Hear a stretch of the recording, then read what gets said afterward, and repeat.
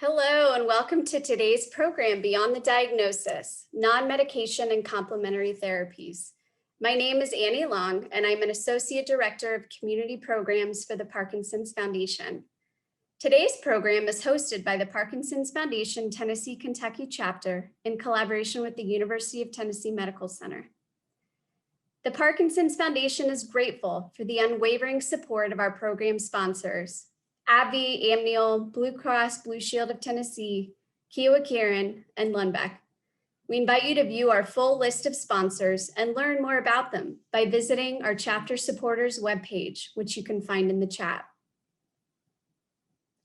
The Parkinson's Foundation is the nation's largest community for people living with Parkinson's, those who love them, and those who are working to end the disease.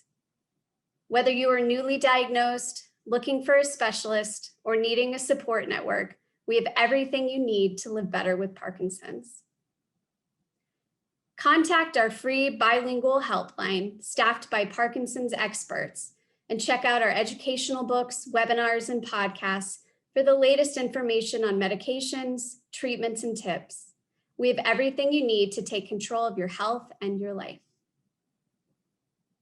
To ease the challenges of physical distancing, we launched PD Health at Home, an interactive series of virtual events designed for the Parkinson's community. Every week, you could tune in for Mindfulness Mondays that include guided relaxation and mindfulness events, and Wellness Wednesdays that feature experts discussing critical Parkinson's topics. And each Friday, we release new Parkinson's-specific exercise videos that you can participate in from the comfort of home. PD Generation, Mapping the Future of Parkinson's Disease, is a first-of-its-kind national initiative that provides genetic testing for clinically relevant PD-related genes and counseling to people with Parkinson's at no cost in English and Spanish. The goal of PD Generation is to leverage genetics as a powerful tool to help us uncover what is responsible for slowing or stopping the progression of Parkinson's. This knowledge will propel us toward optimizing Parkinson's treatments and advancing clinical trials. As a national organization with local presence and impact, our chapters are essential in helping us bring help and hope to the 1 million people in the US living with Parkinson's. If you haven't already, we hope you will reach out to our local Tennessee Kentucky chapter. We look forward to connecting with you. Every Thursday, beginning April 1st, the Tennessee Kentucky chapter will host Empower Hours, which are great opportunities to come together with others from your local community. For more information and to register, please visit our chapter site at parkinson.org/TNKY/events. We hope you'll get moving with us at an upcoming Moving Day Walk for Parkinson's event. By participating, you can help us raise money to advance research, fund our Center of Excellence network, and provide educational resources and programs across the country. First up is our Moving Day Knoxville event, which will be a drive-through celebration this year on Saturday, May 1st at 9 a.m. at Iams Park. For more information and to register, visit movingdayknoxville.org. Again, we hope that you'll use the Parkinson's Foundation as a resource and support system throughout your Parkinson's journey. Now, without further ado, it's my pleasure to introduce our next speaker, Dr. Christopher Tolleson, who is a movement disorder specialist at the University of Tennessee Medical Center and the medical director of the Cole Neuroscience Movement Disorder Center. Please continue submitting your questions for our presenters via the Q&A icon at the bottom of your viewing page. We will do our best to address as many of them as we can during the Q&A session after the presentation. Well, Annie, thank you for the kind introduction. I am going to be talking about complementary and non-medication treatments in Parkinson's disease. I hope you guys all take something from this, and I appreciate you being on the presentation. Next slide, please. So real quickly, I've done consulting over the last several years for a variety of medical companies. Two of them are Parkinson's companies, Medtronic and AbbVie. I'd also be remiss if I didn't say that the Cole Movement Disorders Clinic has received a community grant from the Parkinson Foundation in 2019 and 2020. and we're very grateful for their support, but they're supporting us as well. So this is a basic outline of what I'll be talking about. I get a lot of questions about most of these topics, especially the first three. So really what I want to do is present some of the evidence on some of these things. Some things I'll be talking about is supplements, diet, cannabis, sleep, and social interaction. I think this is probably the most important slide from my slide deck. This seems rather trite and probably a little vague, but this is what I tell all my patients in the clinic. You can get kind of bogged down in some of the minutia and some of the clinical details, but as best you can, be healthy, be active, be social, and connected. Please, please take this slide to heart. Like I said, this is probably the most important slide in my slide deck. So what am I not going to talk about? Exercise has the best evidence for any of the non-medication therapies that we have out there. It is so important. The amount of literature out there is overwhelming. And so we are having 2 talks on exercise, but I had to put a plug in here given what I'm talking about.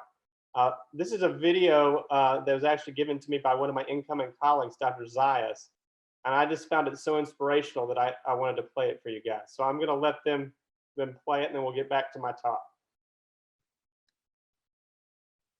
Going to be something special. From Bolingbrook, Illinois, this is Jimmy Choi.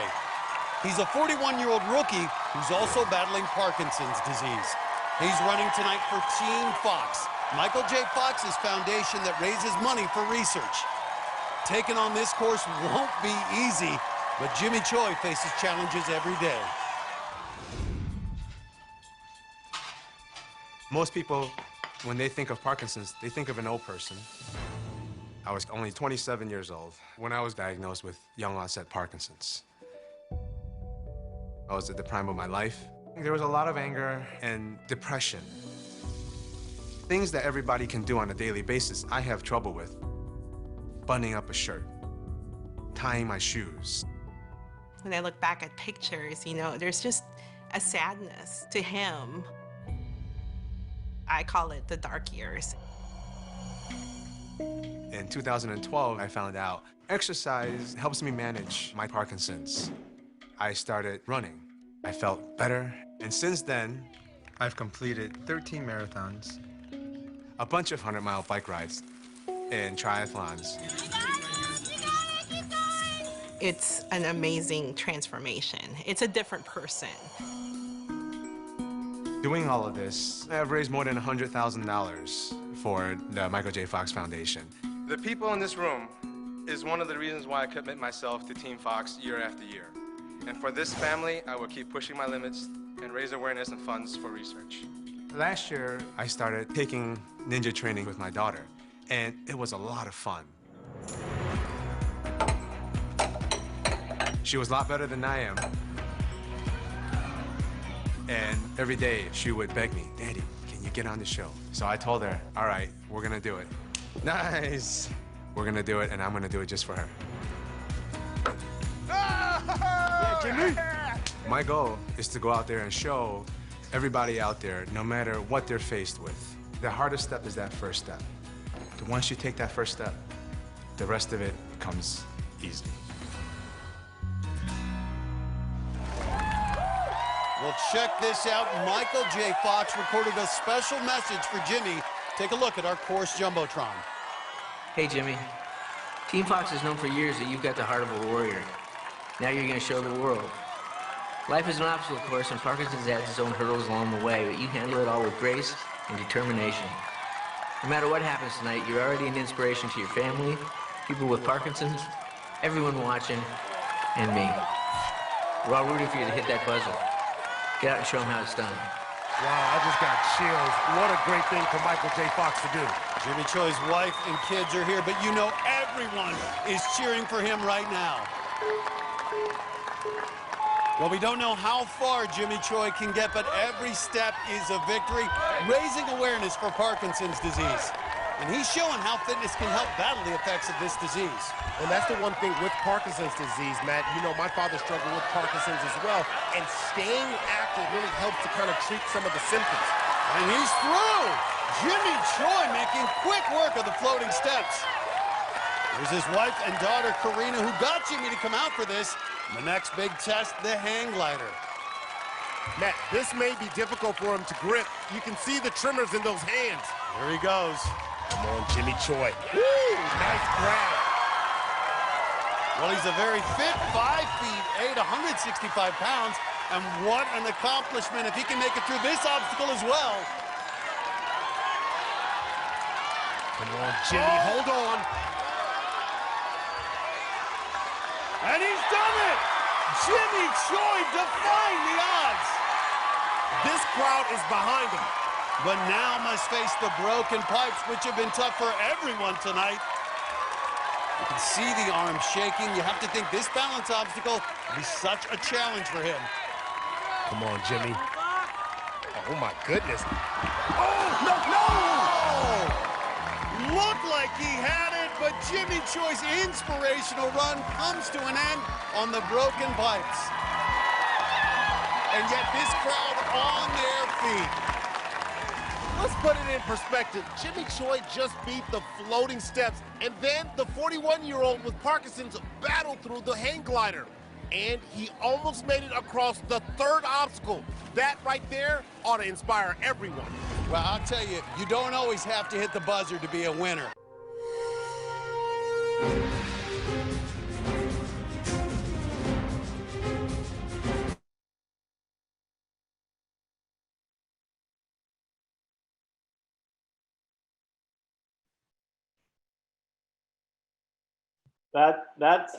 That video gives me chills. I can't do any of that. So I hope that inspires you as much as it does me.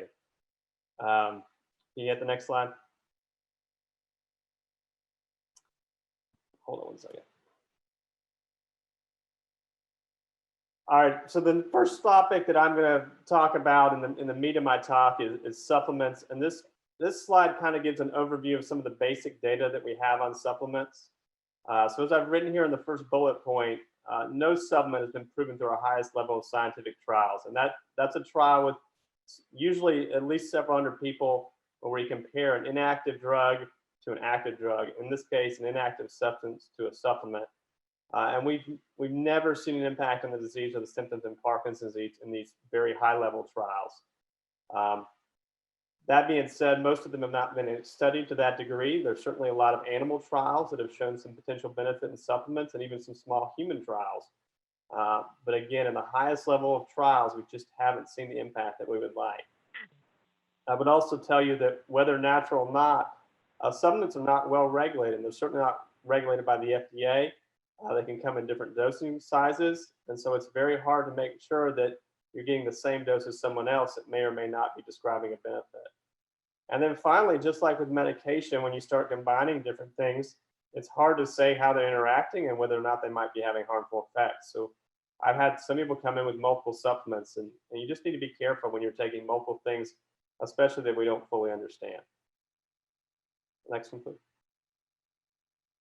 So supplements that could cause problems that I've warned folks about, vitamin B6 can speed up the metabolism of levodopa in the blood. Most of the time we give levodopa, people take it with carbidopa. So that effect seems to be marginalized. The data is a little bit confusing. Some drugs can actually lower B6. One in particular, Duopa, has been known to do that. And I've seen studies that have shown B6 to be low in Parkinson's patients. So it's a little bit conflicting. I think a B vitamin is fine, but I personally don't usually recommend taking extra B6 because again, it can speed up metabolism of levodopa. And the other thing I should warn you about is iron seems to impact the absorption of carbidopa levodopa as well.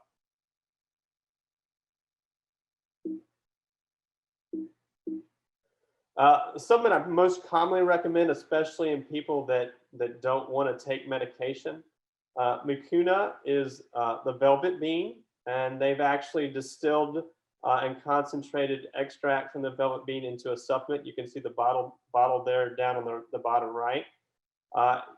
In the velvet bean, you actually see about a 4 to 7% amount of dopamine in the bean. So it's a natural source of levodopa. One thing I failed to mention on that slide is that one of the things we do with medication is when people take levodopa, they also take it with carbidopa, and that prevents the breakdown of levodopa in the bloodstream. And so that natural source of levodopa does not have that carbidopa component. And so the absorption is not as good as you would see with a medication. As we move on to this next slide here, common supplements, probably the one I see most people on is coenzyme Q10, which is an antioxidant. Certainly laboratory studies have shown benefit on nerve cells, and even early human trials have suggested some benefit.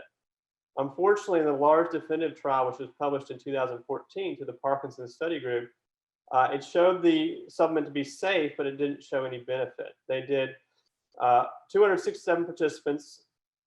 94 of them were on placebo or inactive drug or supplement. 87 received a lower dose at 1,200 milligrams a day, and 86 received a higher dose at 2,400 milligrams a day. 65 participants actually dropped out before the trial was ended, whether that was from side effects or just not seeing any benefit. And when the people that were running the trial actually did an analysis in the mid part of the trial, the data they were getting was unfortunately so poor that they could not continue the trial in good faith. It was just the data they were getting did not justify continuing putting patients at risk of being in the trial. Next slide, please. These are some other supplements that have been studied in large clinical trials. They studied vitamin E some time ago. This was the DataTop trial that was published in '93, and they did 800 participants. They unfortunately did not find benefit with vitamin E. Creatine was a more recent supplement study. It's a nutritional supplement that seems to have antioxidant properties. It was tried in the NET-PT LS1 trial, which was published in 2015. It was done through the National Institute of Health. And they had almost 1,000 participants in this trial. And much like the coenzyme Q10 trial, this was ended early because they just weren't seeing data that justified continuing the trial. And then finally, they studied something called inosine, which is a urate precursor. When they've done large population studies, higher levels of uric acid seem to be associated with less risk of Parkinson's disease. And that's an association, not a cause and effect. But they wanted to study it in trials. So there was something called a SURE-PD trial. And unfortunately, much like some of these other supplements, this was ended early in 2019 because they just weren't seeing the data when they analyzed it in the mid part of the trial to justify continuing. Next trial, or next slide. These are other supplements that I get asked about commonly. Glutathione is one that I get asked about a lot. It's an antioxidant. It's certainly shown some benefit in animal studies. There's been some very small human studies. The highest number I saw was about 20. It's not absorbed orally very well. It comes in IV formulations. You can get it intranasally. The study I saw with 20 people was an IV study. Again, the data is just not good, even in these very small human trials.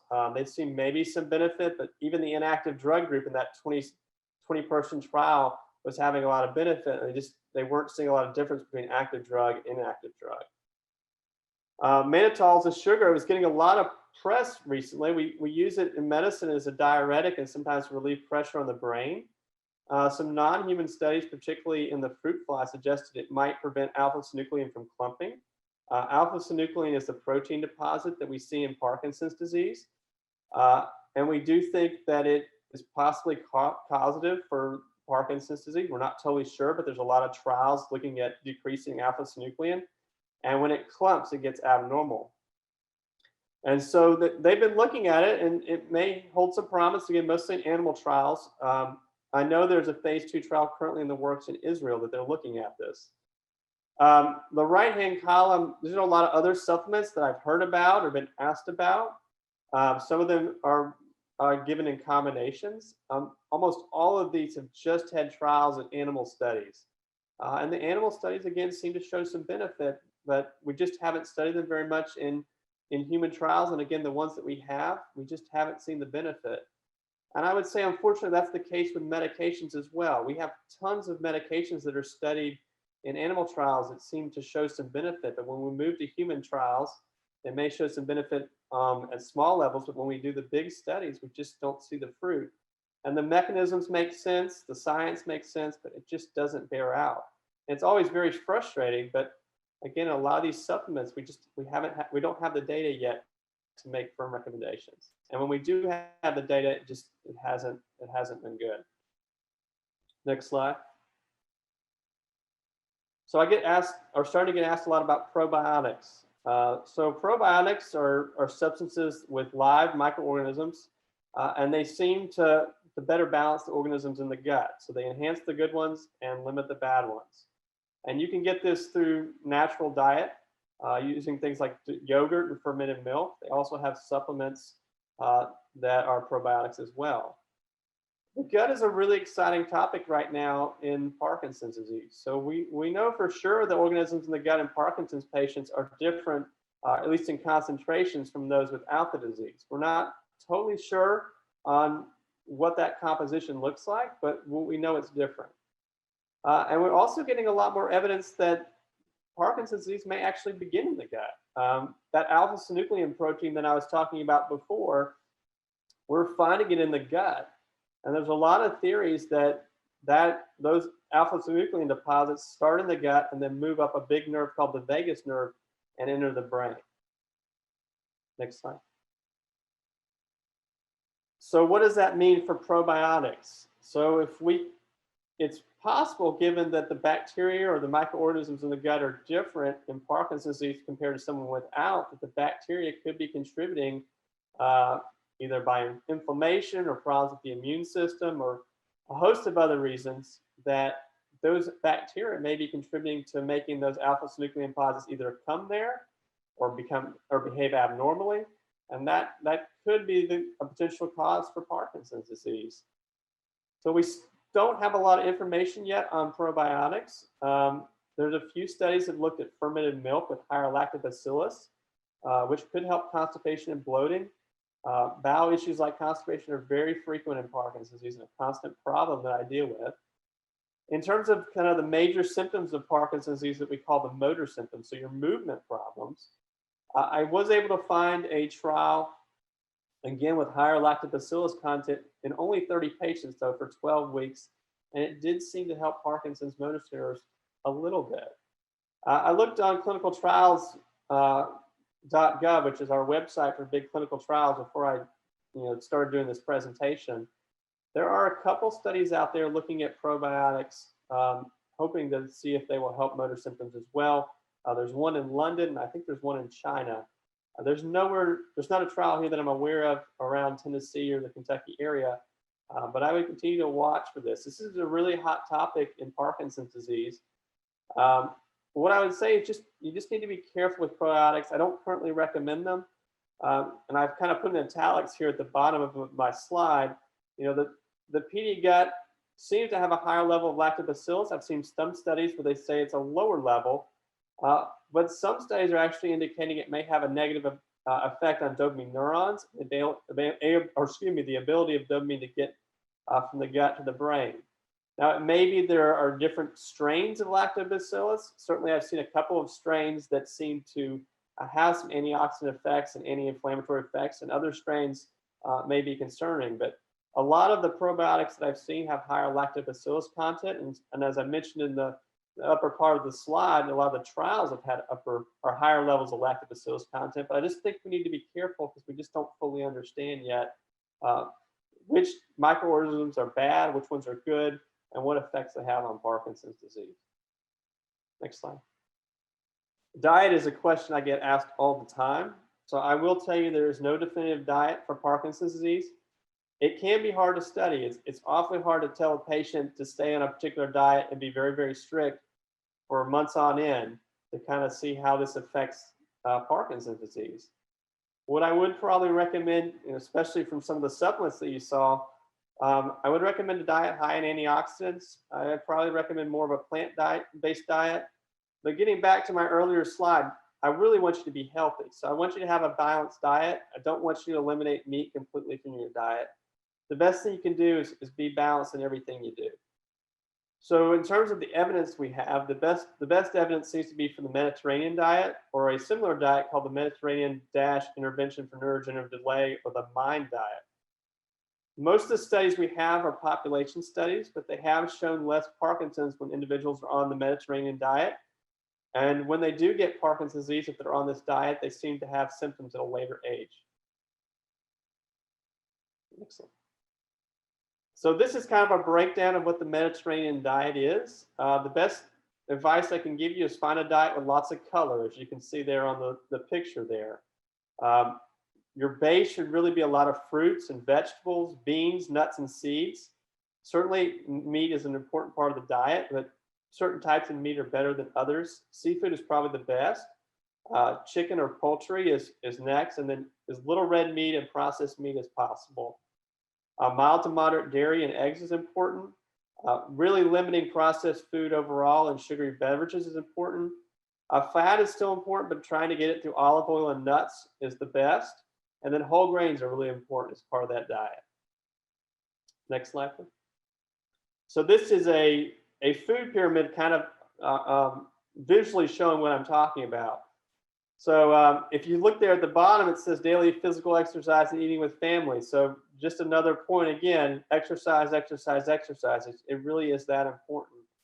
But you can see the base there is whole grains, breads, beans, and legumes, and nuts. And then right above it, you have your fruits and vegetables. Those are your base of your diet. Olive oil for fats, and then right above that, you do need meat in your diet, but really focusing on seafood. And then right above that, poultry is important. A little bit of dairy and eggs is important. And then finally, as little as possible, your processed meats, your red meats, and your sweets. Something else I recommend, much like the velvet bean, there's something called the fava bean, which is a green bean, and it does seem to contain natural dopamine. So this is something I tell people if they ask me specifics about diet. Next slide. So what about liquids? We've talked a lot about solids. So liquids. So coffee drinkers in large population studies seem to have a lower incidence of Parkinson's disease compared to those that don't drink a lot of coffee. We think that the major part of coffee that is beneficial is caffeine. We're not totally sure. But when we've done clinical trials on coffee, or excuse me, on caffeine, we really unfortunately haven't seen the benefit and the symptoms that we would like. There is a medicine that is now on the market called estradiol that's now been on the market for a couple of years. It shares a similar mechanism to how we think caffeine actually helps Parkinson's disease. It is an add-on treatment. I've had moderate, maybe mild to moderate benefit. It's still relatively new, and I'm still looking at it with my patients, but it does seem to help to some degree. The other thing I always mention with diet is water. Water is so important. Drinking lots of water will help you combat blood pressure drops, which we see frequently with the disease or with some of the medicines we use. And it also will help constipation. So having high water content in your diet is really, really important. So potential diet problems. So protein, if you're taking carbidopa levodopa or some formulation of that, there's something called Dietary, that's also carbidopa levodopa. There's something called Stalevo, that's also carbidopa levodopa. Protein will compete with your carbidopa levodopa. So we certainly try and tell people to take it on an empty stomach if they can. If you can separate it out by 30 to 60 minutes before, about 2 hours after, we tell you to try and do that. If that's difficult, you could also try and get your protein at the end of the day. The main thing I tell my Parkinson's patients is, I really want you to get it in, and I don't want your schedule to be so onerous you can't live your life. So if trying to separate it out from food is just way too difficult, I really want you to get in the medicine regularly. If we're starting to notice that absorption is really poor when you eat, then we can make allowances for that. But the main thing is, again, try and be healthy. If you can take it on an empty stomach, great. But really want you to take your medicine as regularly as possible. And I know that can be difficult trying to separate things out from meal times. There's starting to be a little bit of research out there about dairy products. There was a trial that came out a couple of years ago that seemed to indicate that low-fat milk might have or cause a higher risk of developing Parkinson's disease. This is population studies. Again, really hard to prove cause and effect. And this is really preliminary, but I thought I would throw that out there since I'm talking about diet. And then finally, tyramine-containing foods. This is only a concern if you're taking very particular types of Parkinson medicines called MAO-B inhibitors.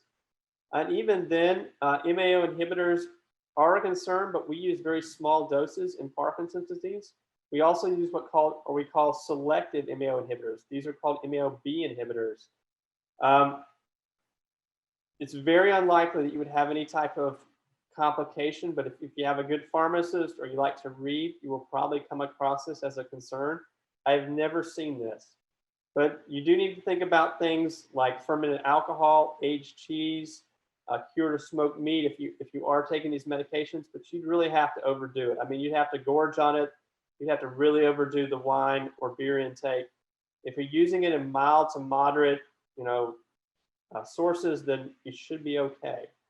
Again, balance is really important with Parkinson's disease with everything you do, and that's the case with diet as well, and with some of these concerning tyramine-containing foods. Next slide, please. So something else I mentioned in case you like to travel, in the West Indies, Caribbean, we have seen certain tropical foods that may be neurotoxic because of Parkinson's-like condition. So things like the pow-pow, which is in that bottom left corner, custard apples, which I think is the one in the bottom right, and soursop have all been linked to possibly causing neurotoxicity. So it is something to be aware of if you travel. Just be careful of some of the fruits that people might serve you if you're going to some of these areas. All right, cannabis, which I used to get asked a lot about. I don't get asked about it as much as I used to. So CBD oil is legal in Tennessee, but medical marijuana is not. CBD stands for cannabidiol, which is a common chemical in the cannabis or marijuana/hemp plant. My understanding is most people call the plant a marijuana plant if it has a high THC content. If it has a higher CBD content, they call it the hemp plant. CBD oil by its nature has none or very negligible amounts of THC, less than 0.3%, so it is not psychoactive. As a general rule, there are no standards or regulations on dosing, labeling, or product purity with cannabis products, so you need to be careful with them. They are definitely not regulated by the FDA. And I also tell people that none of our major Parkinson's organizations or our main neurology organization, the American Academy of Neurology, currently recommend cannabis as a treatment for the major Parkinson's symptoms. Next slide. This slide and the next slide lists some of the bigger clinical trials or human clinical trials in Parkinson's disease. And when I say bigger, that's still not very big. If you look on this slide, the highest trial is only 22 patients. There has been some animal data that maybe shows some benefit with cannabis, but for the most part, we really haven't seen that borne out in clinical trials. And again, most of our clinical trials are very small. I've talked before with supplements about the high levels of clinical trials, which is when we compare active substance to inactive substance. And if you look at this slide, the first trial and then the last two trials are those high-level trials. But again, we're talking about hundreds of patients typically when we have a good clinical trial. These are 17 at the most. Even then, if you look at the top trial, they were looking at dyskinesia and motor symptoms in Parkinson's disease, and really didn't see an improvement in that first trial. If you look at the bottom two trials, the second to last one also didn't see a benefit. And then we looked at the very last one. There was some benefit in that trial with dyskinesia, and that was only 5 patients. The other two trials, the second and third trial in those columns, they saw some benefit with tremor and bradykinesia in the third trial, and in the second trial, they really didn't see any benefit. Again, all very small trials. Case series are just a collection of different patient presentations. Next slide, please. This slide contains 4 trials. Only the last one is our highest level of trials. And again, this one didn't show any patient benefit other than maybe in some of our scales looking at quality of life. This was only 20 patients. If you look at the first trial on this slide, this was the largest trial we had. This is 84 patients. And this was actually a questionnaire that was given to patients. We would call this not very scientifically rigorous. But about half patients did describe some benefit in their Parkinson's symptoms, including their tremor and dyskinesias. If you looked at the second and third trial on this slide, these were also very small trials in 4 to 6 patients. And they saw in one of them decreased psychotic symptoms and the other seemed to help dream enactment by patient and spouse report. Next trial, or next slide. So my personal experience, I really haven't seen a lot of benefit on the major Parkinson's symptoms in people that have tried cannabis products. Those that have derived some benefit usually stop taking them after some period of time because it just isn't sustainable. I have seen some benefit mostly in sleep. I've also seen some data that's been a little bit better on pain, weight loss, and nausea with some of these cannabis products. So that may have a role there. I would just tell you to be cautious with it. Again, it's not, those products are not well regulated. Certainly there are side effects that can happen with these products, just like with anything. With medical marijuana and something that's a little bit more psychoactive, you can have addiction. There's lung issues if you smoke it. Again, if it's psychoactive, you can have problems with cognition, mood and behavioral changes. We also see things like dizziness, fatigue, and decreased blood pressure. Next slide, please. So my next point is sleep. Sleep is so hard for me. It's very common in Parkinson's disease. Depending on the study that you quote, you can see sleep disorders anywhere from 70 to greater than 90% of the time. And it encompasses so many different types of problems. We see problems with insomnia. That includes going to sleep, but also people waking up frequently throughout the night. We see problems with people acting out their dreams, with having restless legs, with being uncomfortable at night because their medicines are wearing off. Medicines themselves can cause side effects that affect sleep. And I hear it all the time that people have no energy during the day. And so there's lots of studies out there that show sleep is connected to a lot of different things. It's connected to worse quality of life, disability, worse cognition or thinking, mood problems, and even psychosis and hallucinations. Poor sleep has also been connected to patients with worse motor sores and more severe clinical presentations. And that's kind of the chicken or the egg. Is the sleep causing the worst clinical presentations, or the clinical presentations just associated with worse sleep? Next slide, please. So my personal experience is rather trite, but patients that sleep better feel better. They're able to do more. They're able to exercise more. They just feel better. Sleep was mentioned several times in our last International Movement Disorder Conference, which was held in October of 2020. I also want to make mention on this slide this weird phenomenon called sleep benefit. I hear this all the time from my patients that, you know, they go to sleep, they're off their medicines for 7 to 8 hours, and they wake up and they feel great. That happens for a couple hours, and they have to start taking their medications. We don't really understand this phenomenon. For some of the studies I've seen, this can occur in up to 30 to 50% of patients. It's a little counterintuitive, but in a study that I saw in 2019, this sleep benefit phenomenon was actually correlated with worse sleep efficiency, worse overall symptoms, and longer disease duration. So again, it's a weird phenomenon we don't totally understand, but sleep is definitely affecting how you function. Next slide, please. So this group of slides is not really meant to talk about management, but just as an aside, treatment for sleep can be really, really difficult. We have a lot of strategies that we employ depending on what the problem is. We focus a lot on sleep hygiene, so patients going to bed at the same time, waking up at the same time, keeping their bedroom cool and dark, not having pets in the bed, not doing something activating near the time you want to go to bed, like watching TV, getting on their phone, trying to turn the lights down as you start to want to go to bed at night, trying to reduce medications that may cause side effects. There's lots of medications out there that can affect sleep. Exercise is so important on sleep. I really encourage patients to exercise in the middle part of the day. Don't exercise right before you go to bed because, again, it's another activating thing. We also talk about stimulants during the day if you're struggling with fatigue, or what we call daytime somnolence, where you just fall asleep at the drop of a hat. So there's medication and non-medication options for that. And then we use medications at night to help sleep, and those really depend on what the actual sleep problem is. And sometimes that's hard to pinpoint, And sometimes there's multiple different issues, but primary sleep aids, we'll use Parkinson medication if you're going off at night and it's really uncomfortable at night. We use medications for restless legs. And then one thing I didn't mention earlier is a lot of patients urinate a lot throughout the night, and that can keep them up.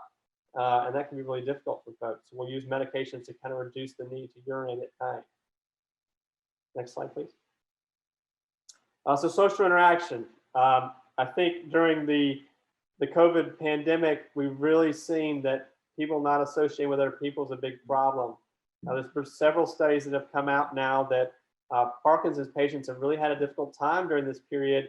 Their symptom control is worse. Their overall status is worse. People are just really struggling. And part of that is because patients aren't exercising as much, but also patients are not interacting as much.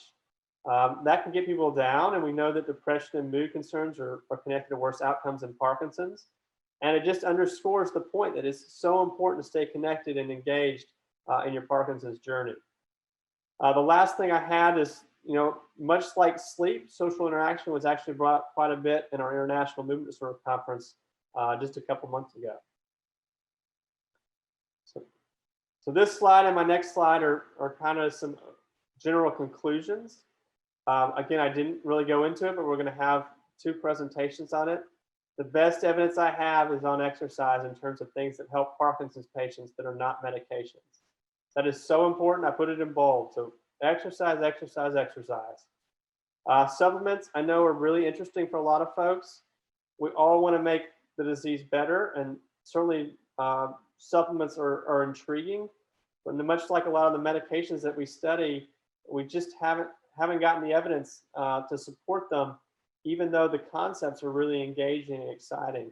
And so we just don't have the evidence for supplements. So just please be careful of them. And as I put in the next bullet point, when they've been studying our highest level of trials, we haven't even been able to complete the trial because the data that we're getting midpoint just doesn't justify continuing the trial.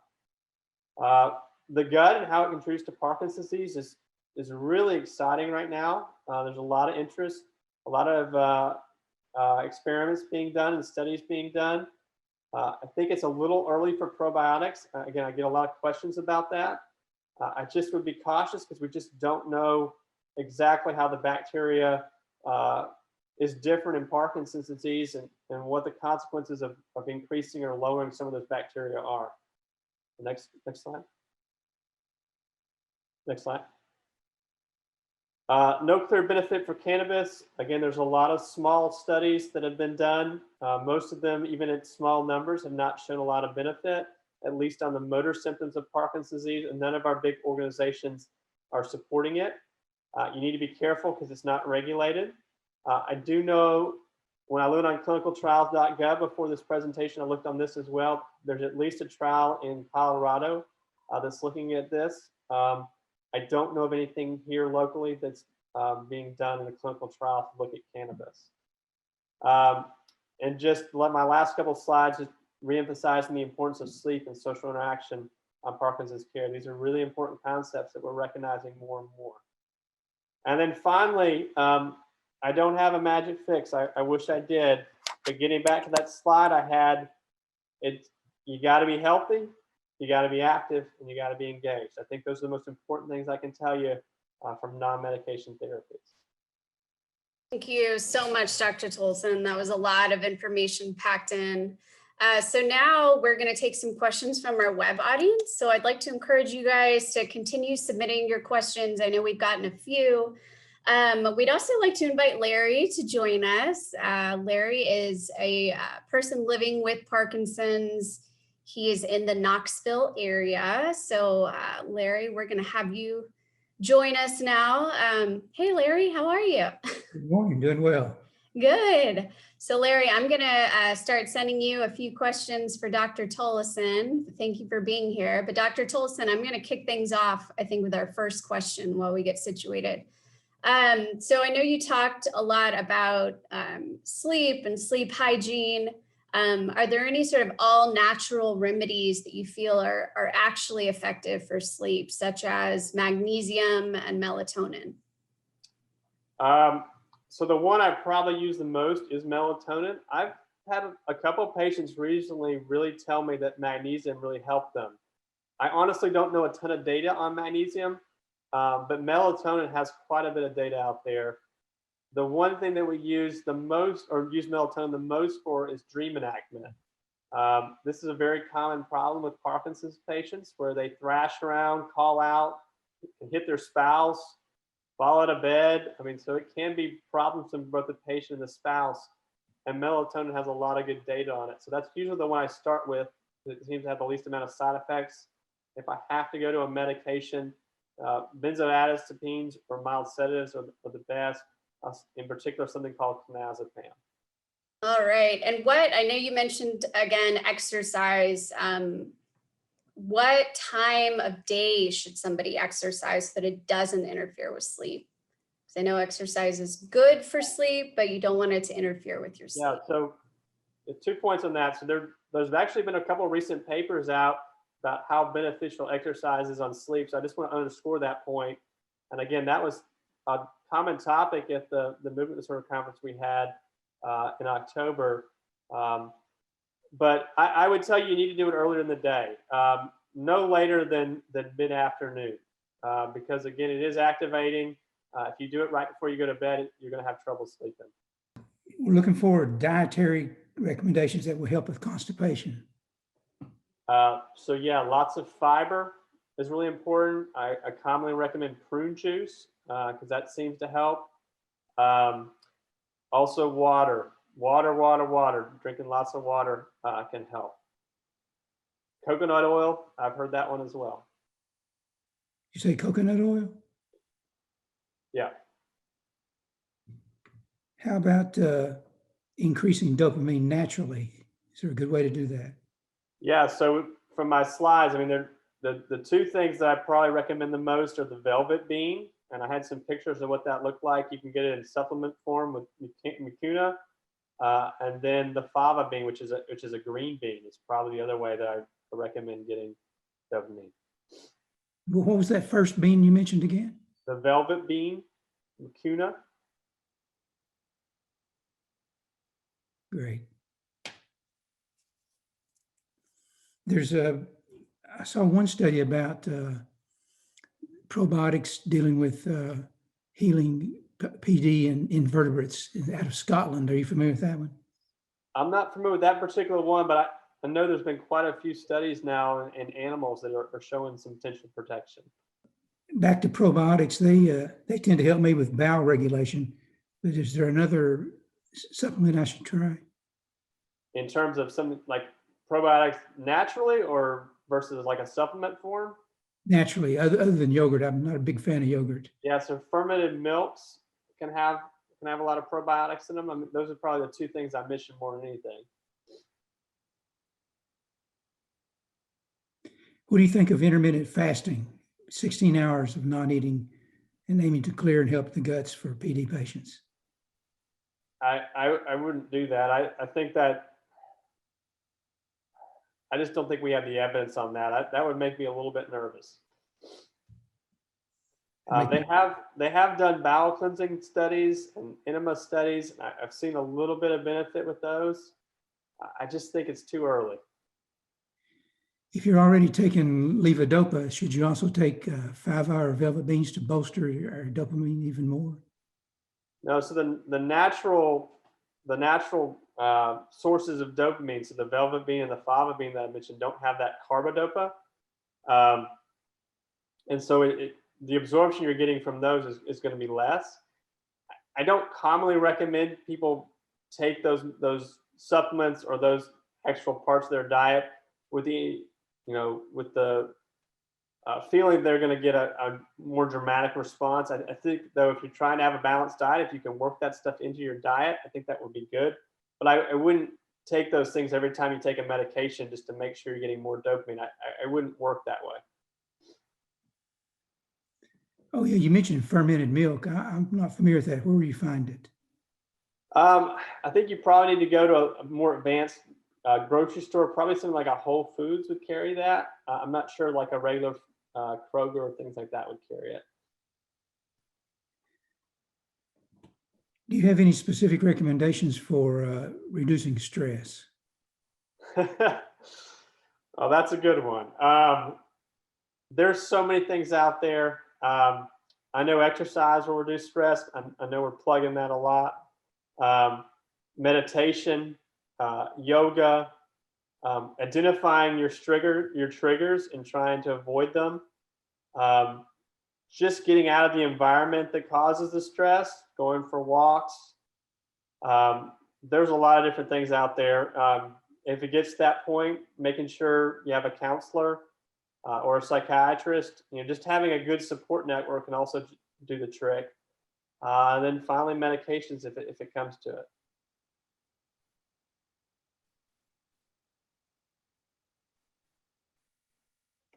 How does one get back from periods of non-activity? You mean to start an exercise? Yes. What I tell my patients is you just got to do something. I mean, start slow and then kind of build it up. You need to find something that you enjoy. Don't worry so much about the research and very specific types of exercise. I like high intensity exercise if you can do it.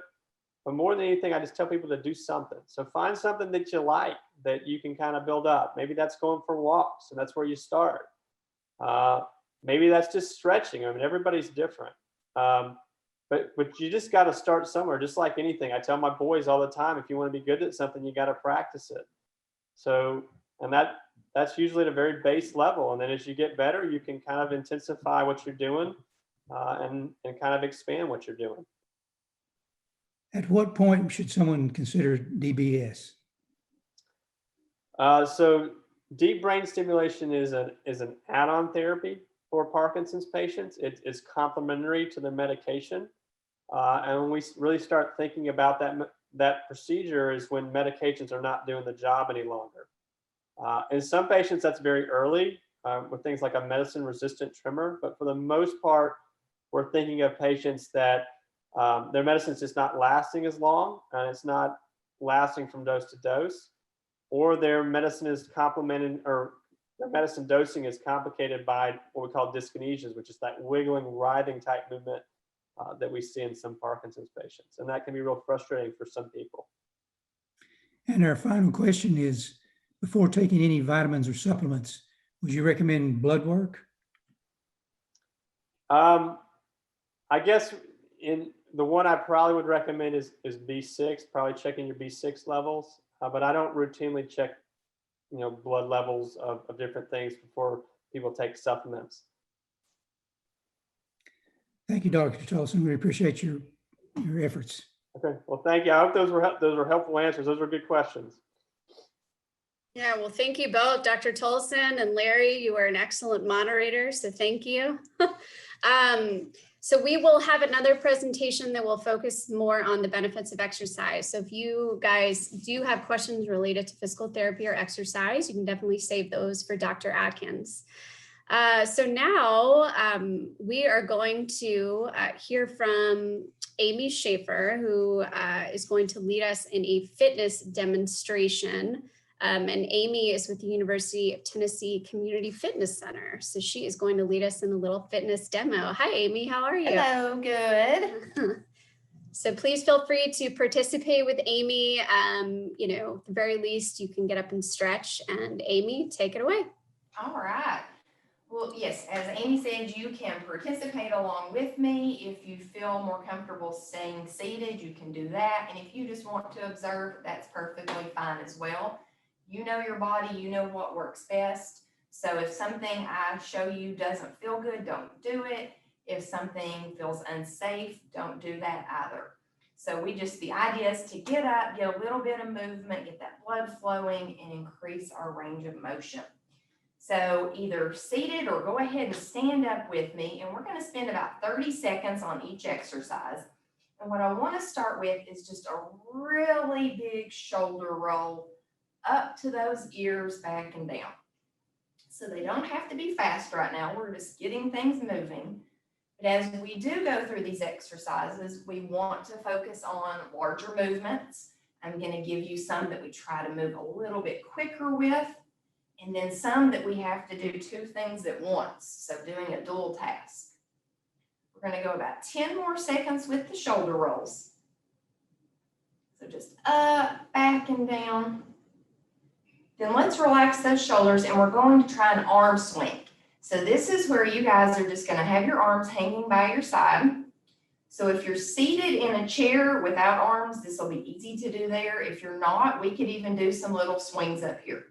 So the idea is that we're going to go as far as our range of motion allows without pain. So for some of you, you may be way up here, and that's fine. I want you to go as big as you can with no pain. Let's go 10 more seconds. So this is more of a swing, just letting momentum help. And relax it. All right, we're going to move down to the hips. I'll show a seated version in just a second, but I want you guys to do big hula hoops all the way around. If you're seated, you can still do this. Just do like you're circling and you're shifting your weight. We can move that torso a little bit more. We're more in that seated position. And if you haven't, let's switch and go the other direction. Nice and big. And then our final one we're going to do as part of our quick warm-up is a trunk rotation. So these can be, again, seated or standing. We're going to have our arms out, and I want you all to alternate twisting that trunk and trying to touch this other hand. So you guys keep going, and I'm going to talk you through a couple of things. What the tendency here is when the trunk won't turn far enough for this hand to touch, is to bring this hand to this hand. I want this one to stay fixed out here and just get as close as you can. So if you don't touch it, that's okay. Let's try 10 more seconds. Twisting, and if you can, look at those hands. So we're turning that neck as well. Let's go 5 more seconds. 4, 3, 2, 1. All right, little break. So those are just some examples of some dynamic movements that get the joints moving, loosened up, and increase our range of motion. So if we were going to get our heart rate up a little bit more, we're going to try just for 4 minutes, 30-second exercises. So the first one I want you to try with me are just punches. So if we're standing, we're going to get going with some arm punches. So we're not fully extending and walking the elbow, but it's pretty straight. And I want you to try to get these quick. So if you're seated, you can join in. If you're standing and you want to take it up a notch, we're going to march at the same time. And so that's all we're going to do for this 30 seconds. So you only have about 10 more seconds.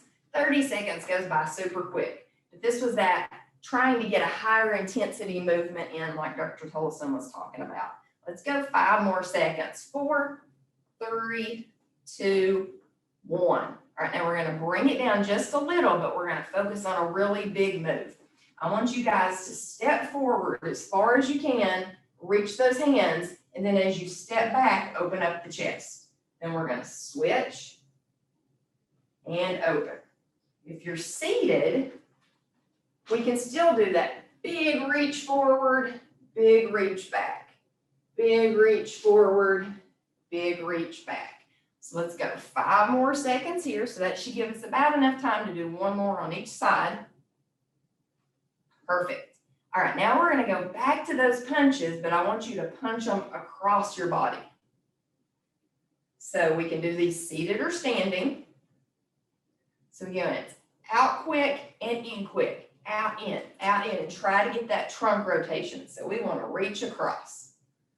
Let's go about 5 more seconds.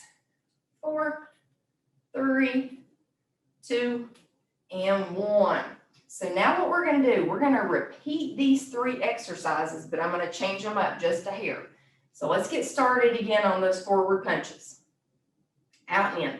So as you guys are punching, you guys keep punching, I want you to start to name people's names starting from A to Z in the alphabet. So for example, I'd go Amy, Beth, Carla, David. Start hollering those out. So nice and loud, pretend like I can hear you. So this is doing 2 things at once. So part of our brain is doing our movement. The other part is doing the recollection of these names. Let's go 5 more seconds. 4, 3, 2, and 1. Awesome. All right, so now we have got that big step forward with that reach back again. So let's do that one. So big step forward, open up that chest. So this is a really exaggerated move. So again, if you're in the chair, we're just gonna do that top half. Reach it forward, take it back. Reach it forward. Let's do one more on each side. And back, one more big one. Awesome. All right, then we're gonna finish up with those cross punches.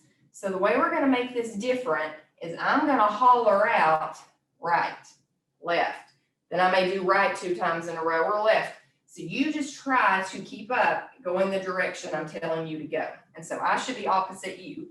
So this should be right for you, left for you. So right, left, right, left, right, right, left, left, right, left, right, left, right, right, right, right, left, left, right, left, left. Take it back to singles. So that's a way that we can do a dual task as well. So I don't know if y'all were keeping up or not, but my brain was having a hard time telling you what to do and doing it, so I just stopped my alarms. All right, so let's finish up with a couple of stretches, gentle stretches. So if you are still standing, go ahead and have a seat, because I want to do some rotation with this, with some trunk rotation. So what we're going to do is we're going to lift our arms up overhead, get a big deep breath in, and then as we exhale, we're going to twist, holding onto the chair and the outside of our leg. Okay, so we're going to do big deep breath in. I want you to look up at those hands. Then as we exhale, we're going to twist and hold. So you're twisting as far as you can, and you're not holding your breath. So I want you guys to keep breathing. The next time you go to inhale, let's reach those arms overhead.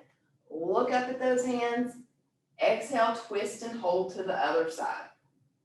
Again, we're going to keep breathing. We're going to do this one more time each side, and this time I want you to look over that shoulder when you do it. So big breath in, look up, exhale and twist. Try to look over that shoulder behind you, hold it there. Big inhale, stretch it tall, look up at those hands. Exhale, twist and look over this shoulder, hold it here. One more big inhale in. I want you to hold those arms up, and then I want you to lean to one side. This is our grand finale here. We're still breathing, don't hold your breath. Big breath in here. Exhale, twist to the other side. So we're just a little lean here. If you can keep those hands together, you can try to do that. And then back to the center. Exhale, down, and then we'll finish with a couple of those shoulder rolls like we started with. So I hope that gave you guys some ideas of just some basic things you could try, ways to make it a little more challenging, and ways if we need to be safer and stay in the chair, we can do that as well. So I hope we got our blood flowing and everybody feels good. And that is it for me, Miss Annie. Thank you so much, Amy. That was You are welcome. Thanks for getting us up and moving. Yeah. Easy to forget how important it is to get out of our chair sometimes. So thank you. It is. Much. All right. Thanks. So now that we're sort of on this exercise train, we're going to keep it moving with Dr. Suzanne Atkins, who's our next presenter. Dr. Atkins is a physical therapist, clinical specialist for the Balance and Hearing Center at the University of Tennessee Medical Center. So Dr. Atkins, thank you for being here today. Hello, thank you, Annie, and thank you, Amy. That was wonderful. I'm actually presenting from the library here at the medical center, so I'm sure everyone else enjoyed me getting up and moving there. But that was really wonderful. Thank you. So let me go ahead and share my screen. Okay, so hopefully we can see that. So I was asked to share on exercise in Parkinson's and kind of what the research says. So kind of the outline of my talk today will start by touching on a little bit of what the research says. There'll be quite a bit of information, but hopefully I'll be able to hit on some of the high points. And then if you're interested, you can always go back and look at some of the articles. So we want to look at what research says about exercise, not only for motor symptoms, which is what we typically think of initially with Parkinson's, and especially when we're talking about exercise, So that would be things like slowness of movement, postural changes, maybe some balance concerns. But also for some of the non-motor symptoms, such as cognition and sleep, things that Dr. Tolleson kind of mentioned earlier this morning. And then finally, the relationship between exercise and medication. But then really we want to bridge that gap between what the research says and then practically implementing that. So how do I get the best out of my exercise program, or even develop an exercise program? So we'll look at sort of general exercise guidelines, and then some local here in East Tennessee, but also online resources that may be beneficial. So this is a little bit of a busy diagram, but it's just the intent here is to show that Parkinson's, as we've seen, really is a disease that impacts multiple systems. And exercise really stands in kind of a unique position to address symptoms from across those systems. So there's really promising research in terms of exercise, which Dr. Tolleson mentioned multiple times. Before we get into the research articles, I just want to touch on the fact that typically we sort of separate out exercise into the 4 basic types. And so they'll touch on these in the research articles. So strength or resistance training, aerobic or cardiovascular type activities, flexibility and stretching, and then balance activities. So first, let's touch on some of the motor symptoms. So bradykinesia is that slowness of movement that we see a lot of times in walking, but also in functional tasks like getting up out of bed, maybe getting out of the car, turning over in bed, turning. And so it certainly impacts things like balance and stability as well. And it's thought that bradykinesia is not only associated with the part of the brain that's impacted with Parkinson's and kind of those motor circuits, but also just a general muscle weakness that comes with aging and not being quite as physically active. So the thought is, can we strengthen muscles and in that way improve bradykinesia? So these 2 articles here kind of touch specifically on strength training. And they looked at different types of strength training, more high intensity, and then just more typical resistance training, and then power-based resistance training. And really saw that across the board, there was benefit in terms of bradykinesia and strength in general. In their particular studies, which only were over 12 weeks, they really didn't show a definitive difference between different types of exercise, specifically that first article. But in some of the other studies that have been done over 1 to 2 years, which is hard to actually do, but over 1 to 2 years, that's when we maybe start seeing some of the difference between being involved in more high intensity versus moderate intensity. And there's actually currently a study that's entering into like a phase 3 clinical trial that's specifically trying to differentiate between moderate and high intensity intervention. The gentleman that Dr. Tolleson showed a video of actually has participated in a study with that same group. So exciting research to be sure. And then this third article, this is looking more at an aerobic intervention. So cycling showed pretty significant improvements in bradykinesia, but also stiffness and tremor. Specifically with this article, the improvements were seen in the forced aerobic exercise group.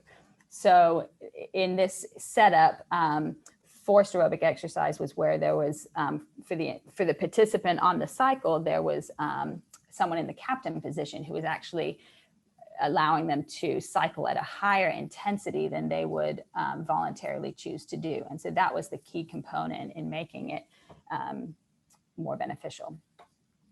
Then in terms of gait and balance and turning, this comprehensive review looked at the literature specifically focusing on, okay, what are the long-term effects? So we do these interventions, do the benefits persist?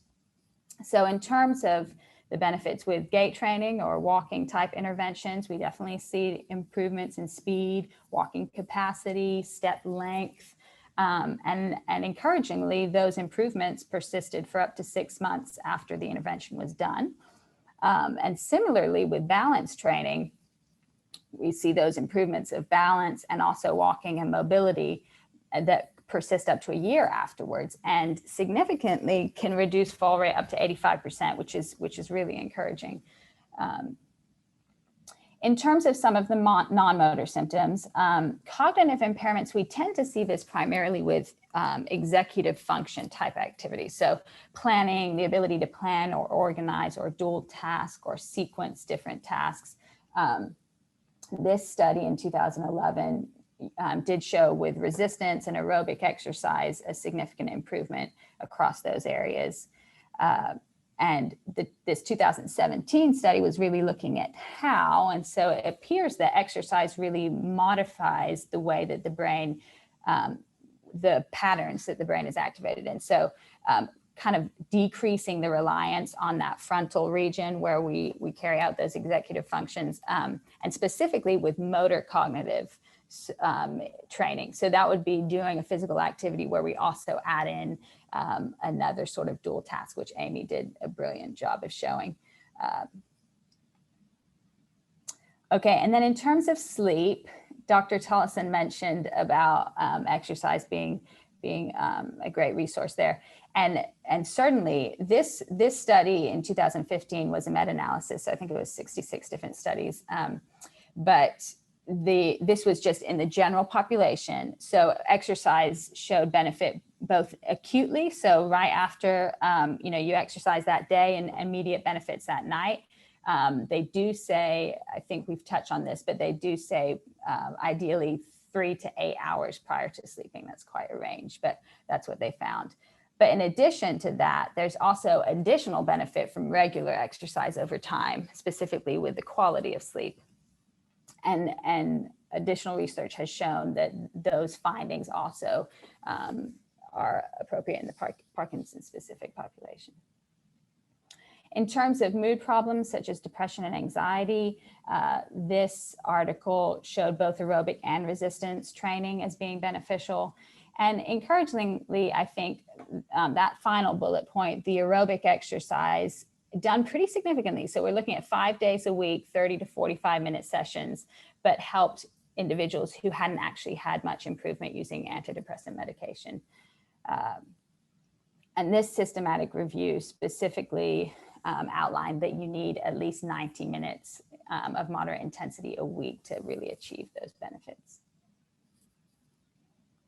And then finally, in terms of the relationship to medication, so research has been done that shows that exercise helps to improve specifically the motor response that we see with levodopa. So they compared people on a day where they did exercise and then when they were at rest, and specifically 2 to 2.5 hours after taking the levodopa on the day with exercise, their motor response was significantly better. And then some of the side effects that we see with longer term use of levodopa, such as the dyskinesia that Dr. Tolleson mentioned, studies have noted that that exercise can possibly partially prevent the development of those levodopa-induced dyskinesias. Okay, so kind of the takeaways from all of that is there's no doubt that we know exercise is beneficial, but it's encouraging. It's also beneficial to specifically tackle some of the Parkinson's symptoms, and not just those motor symptoms, but across multiple systems. There's still research has its limitations, certainly. So there's still more research to be done in terms of, okay, what would be the ideal type of exercise to do to target specific symptoms. But it is clear that you really do want to try and incorporate multiple types of exercise into your program to get those benefits that we saw there.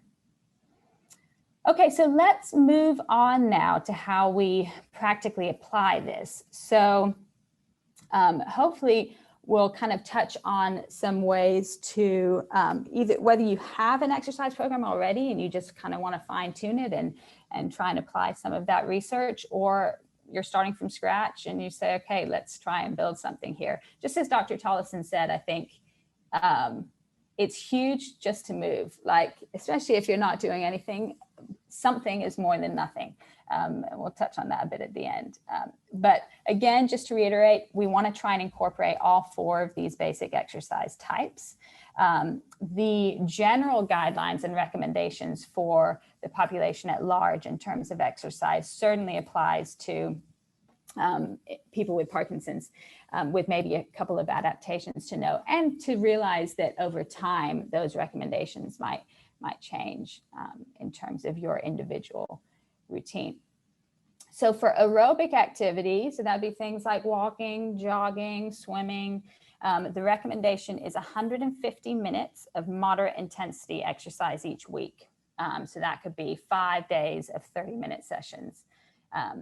In terms of the intensity, moderate intensity technically means that you are doing an activity where your heart rate is sitting at about 65 to 75% of your heart rate max, which is determined simply by subtracting your age from 220.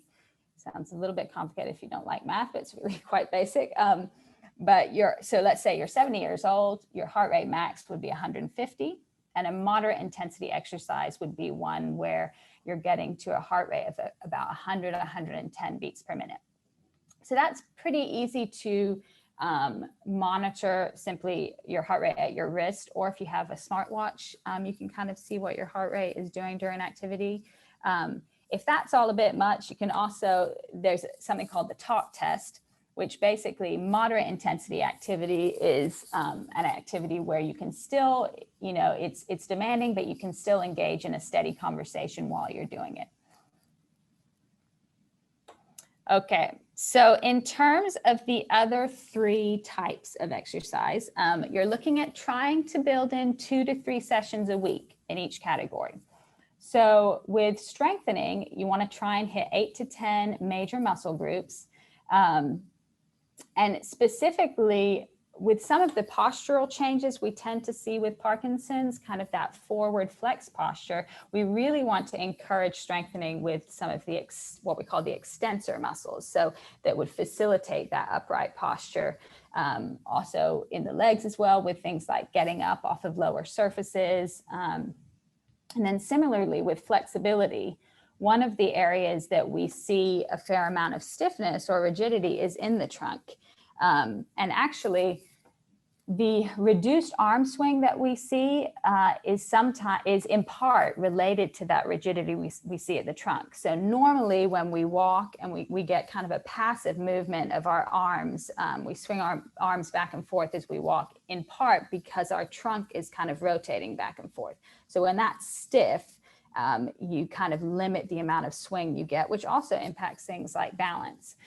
So incorporating some kind of stretching of the trunk into your flexibility portion would be great. Amy actually showed some great movements there to do that. And then balance, this really is person specific, I find.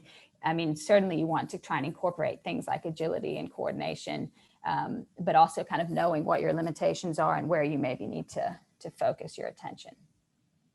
So it's all good and well to know all of these things, but I think we also all know that the harder part is actually doing them.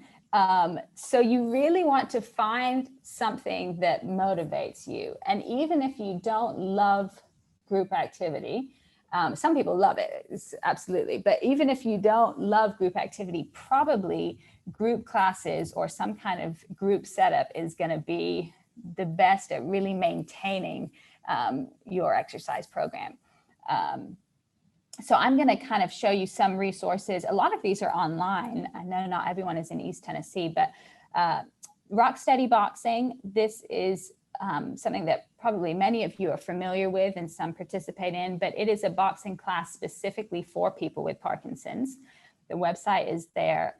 Boxing is really a lovely combination movement. So if you think of those 4 exercise groups that we talked about, with boxing, you're getting kind of flexibility at the trunk with that rotation. It's certainly aerobic and strengthening. You're also incorporating balance tasks with kind of the stepping strategies and some cognitive demand as well. So it's a really lovely intervention or exercise to do.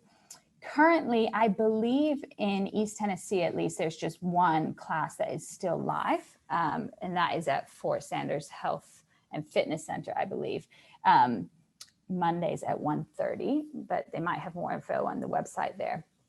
But Zach Guza, who started the Parkinson's Gym, which is the information below there, he's a personal trainer who he's also a Rocksteady Boxing coach, and I believe he's actually taken his classes online over the past year. So like I said, he started the Parkinson's Gym. This is a really lovely, it's a wonderful resource. You can become a member, and basically there's over 50 workouts on demand that really vary in intensity, and I think can meet a real variety of people, their needs in terms of whether they need to be sitting or doing more high intensity type activities. He also does live workouts 3 days a week and has lots of information with his blog. So that's a great resource to check out. And then Pedaling for Parkinson's is one of the cycling classes for Parkinson's that's held at the Y. Here in East Tennessee, there are two down at the bottom of the screen there, Davis Y and the Northside Y, that are still doing in-person classes. They space out and take precautions, but there's more information online about that. And then finally, of course, I will make a plug for physical or occupational therapy. I really do think this is a wonderful resource if you haven't already seen a physical therapist. For multiple reasons. I think one, it gives you an opportunity for sort of a one-on-one consult to see, okay, where for me specifically, the research is all good and well, but for me specifically, where perhaps areas that I need to focus more of my attention on. And then also taking some of that and really working on that functionally with not just exercise for the sake of exercise, but also how do I carry that over into improving things like buttoning my shirt, dressing, getting out of bed.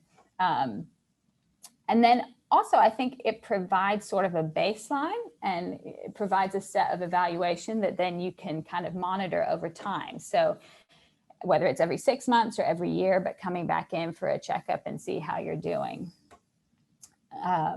With the Parkinson's specific population, there's a couple of different programs that are specific to Parkinson's. Both of these that I have on the slide here are actually done by the same group and based on the same research. So they're both LSVT Big and PWR are both aimed at incorporating really large amplitude movements, hence the word big and power.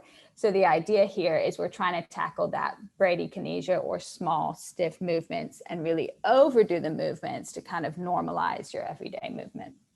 So LSVT Big is a bit more structured. It has to be done 4 weeks, 4 days a week. They're 1-hour classes. It incorporates sort of a set of 7 basic exercises that are done, but kind of progressed in challenge for the entire time, both in the clinic and at home. And then it also incorporates functional tasks or things that you may be having difficulty with. PWR, similar type activities, but not quite as structured. So modified based on kind of what your needs are. So finally, practically, I think it may be a nice idea even this weekend or later today to kind of sit down and give yourself 15, 20 minutes to kind of look at where you are with exercise, whether that's nothing right now or whether you have a pretty significant routine, and just see, okay, what changes do I want to make? I think, even in therapy, when someone comes in, the first thing we're asking is, okay, what are you having difficulty with? And where do you want to go? What do you want to get better? And so I think it can be helpful to actually sit down. I mean, this is a huge investment, and we've already shown the benefit that you can get from exercise, and it's phenomenal, really, and it's an opportunity. And so I think to take some time to really prioritize that and to say, okay, where do I want to be? What do I want to work on? And how am I going to get there? I think motivation is huge. So also figuring out what you have in terms of your own support system, but then reaching out into some of these other community activities. And the Parkinson's Foundation has a lot of resources on their website. So yeah, but I hope you take away from today that is really encouraging what you can get out of exercise. And it can be enjoyable. And I hope you have some ideas going forward as to how to implement that. So thank you so much for having me.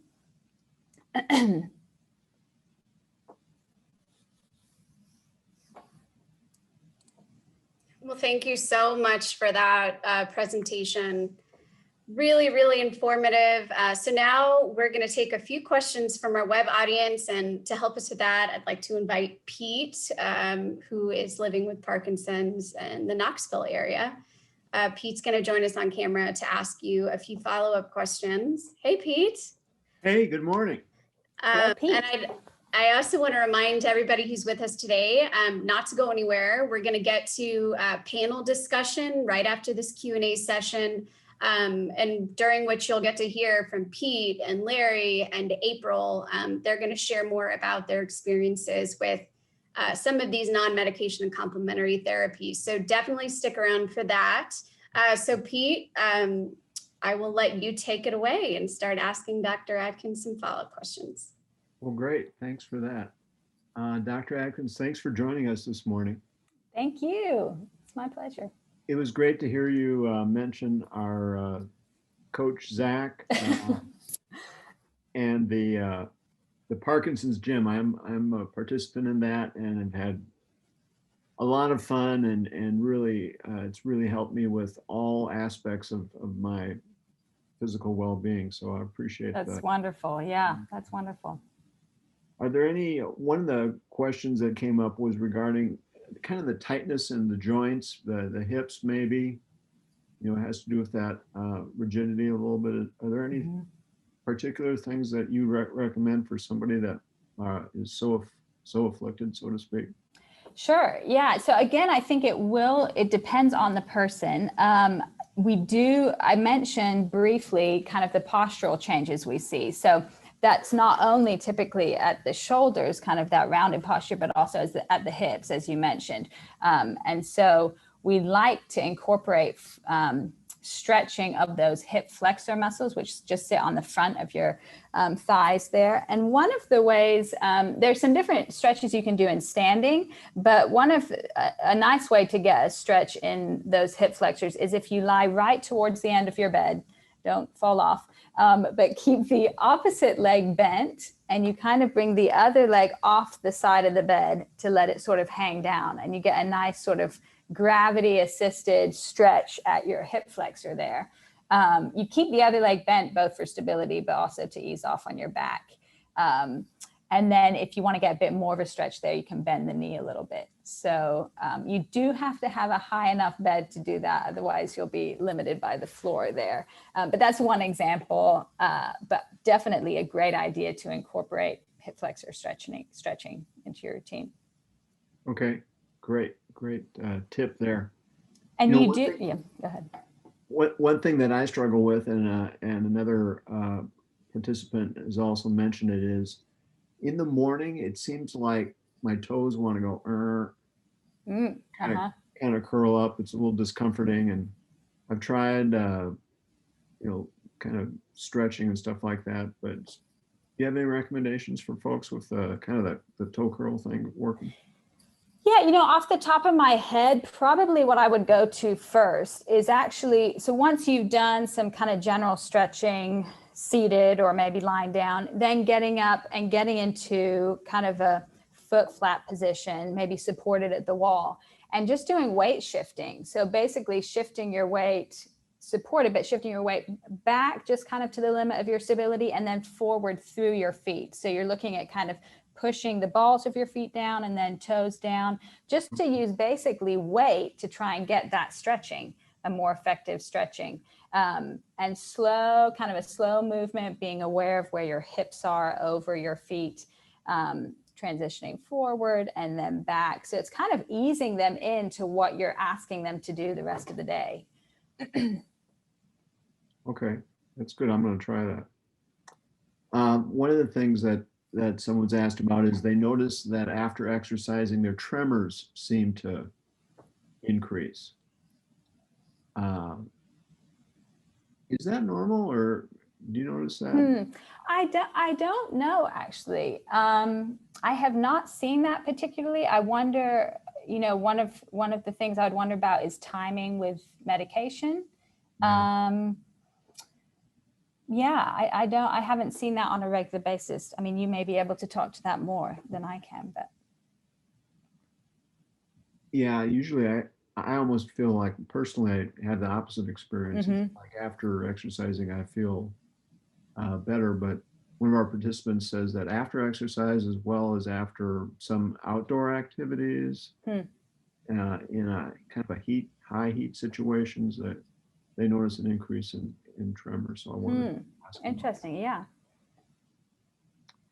Can you reiterate the best exercise for improving balance? Oh, so I actually work at the Balance Center. This is what I do day in and out. So I kind of work with people with a wide variety of reasons as to why their balance is off. So I can't stress enough that it really depends on the person. So this is where I would say, like, getting an evaluation is huge. Balance is a complex system that really incorporates multiple systems that are helping to know where you are in space so that you can then do the correct balance reaction or strategy to address that. I think that's where that individual evaluation comes in. A lot of times with Parkinson's specifically, I tend to see that the instability is in a posterior or backwards direction. For most people, we feel more comfortable shifting our weight forward than backward. And that's simply because we have a whole foot to shift forward on versus just the heel to go backward on. So if you're standing and I try and shift forward through my toes, I get a much greater displacement forward than I do backwards. And I feel like I'm going to fall. So a lot of times, kind of gradually working with weight shifting as an intervention. And again, it depends on where you're at. That could be simply standing near a counter and taking a step forward, shifting your weight through that foot, and taking a step all the way back, shifting your weight. And really you're paying attention to what's happening at my feet, what's happening at my hips, what's happening at my upper body. How am I shifting my weight? Balance is basically effectively shifting your weight, right? If you don't effectively shift it, then you fall. So the idea here is, can we do, with that stiffness and bradykinesia that we see, we tend to have smaller movements and our limits of stability, that weight shifting tends to decrease. And so because it doesn't feel fun to shift out of that limit of stability, you feel like you're going to fall. So part of balance intervention is safely kind of showing you how you can move into that and kind of progress that so that you can move more easily and more safely. So sort of a long-winded answer, but yeah. Okay, very good. We have a participant that's saying that during the COVID period, which we're now into about a year or not, I've stopped temporarily exercising because of the contact things. Now I'm struggling with movement and feel like I've kind of regressed. Would you recommend some intense therapy like LSVT big? Oh, that's a wonderful question. So, and really, use that as a motivation. I mean, the fact that you have seen over the past year with not doing as much activity, changes and decline in your movement, like that should be your motivation going forward to continue exercising. I just want to make that note. But in terms of LSVT big specifically, one of the fantastic things about it is that it really is for anybody. So at any level of movement. So I work with people who are very high level, high functioning. We can always make it more challenging, and also people who have a hard time getting up out of a chair. So there's, LSVT big can really be altered depending on your need. And yeah, I think it would be absolutely fine. I think it would be a great intervention to do, as long as you're willing to put in that time. So the biggest thing with LSVT big is it is a time commitment, really for the good. So yeah, you have to be willing. Well, thank you, Pete and Dr. Adkins. You guys did a phenomenal job with the questions and the answers. So thank you so much. I know this information is really helpful for our web audience, especially that last question. I know a lot of people are experiencing sort of, the aftermath of COVID and many different aspects. So thank you, thank you. So now to conclude today's program, we are actually going to hear from some of our people with Parkinson's panelists. So we're going to invite Pete and Larry and April to join us on camera today, as well as Dr. Tolleson, who is going to be moderating today's discussion panel. So we'll give everybody a minute to join us on camera.